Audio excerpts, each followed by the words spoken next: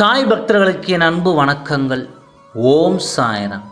என் அன்பு குழந்தையே, எதற்காக பிடிவாதமாக காத்திருந்தாயோ அது உனக்கு நடக்கப் போகிறது குழந்தையே. தினம் தினம் ஒவ்வொரு பரீட்சை உன் மனமே உனக்கு நடத்துகின்றது. ஒவ்வொரு நாளும் ஒவ்வொரு படிப்பை தரும். அதுவே உன் வாழ்க்கையில் நிகழ்கின்றது. நீ தாண்டி கடந்து வந்த நிமிடங்கள் உன் மனதில் பக்குவத்தையும் உயர்வான பாதையையும் காண்பிக்கின்றது. ஒரு முறை இரண்டு முறை விழலாம், ஆனால் எழுந்து நின்று விட்டால் உன்னை வீழ்த்த எந்த ஒரு எதிர்மறையும் உனக்கு நேர்மறையாக அமையும். கீழே விழுவதை பற்றி கவலைப்படாதே. தோள் தாங்கி கொடுத்து உன் சாயப்பா நான் உன்னை அரவணைப்பேன். 100 முறை நீ உடைந்து போனாலும் 1000 முறை உன்னை நான் உருவெடுக்கச் செய்வேன். அதற்கான வழியையும் நம்பிக்கையையும் உனக்கு நான் தருகின்றேன். அதனால்தான் என் குழந்தை இவ்வளவு பிடிவாதமாக இருக்கிறதோ என்னவோ.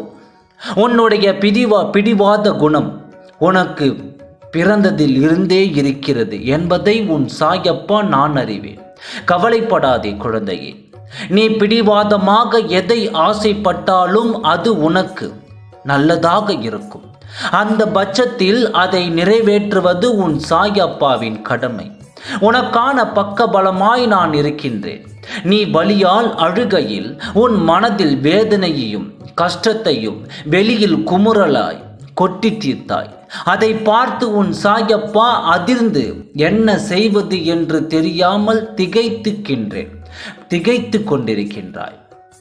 என் குழந்தையே, அப்பொழுதுதான் யோசித்தேன், என் பிள்ளை பிடிவாதம் பிடிக்கும் அந்த விஷயத்தை செய்து முடிக்க வேண்டும் என்று. குழந்தையின் சந்தோஷம்தான் எனக்கு சிரிப்பு. என் குழந்தையின் கஷ்டம் எனக்கு ஏற்பட்ட வலி. அது உனக்கு பதிலாக நான் தாங்குவேன். உனக்காக அனைத்தும் உன்னை விட உன் சாயப்பாவிற்கு நல்லதாகவே தெரியும். ஆகையால் என் குழந்தைகள் அனைவரும் நன்றாக இருக்க வேண்டும்.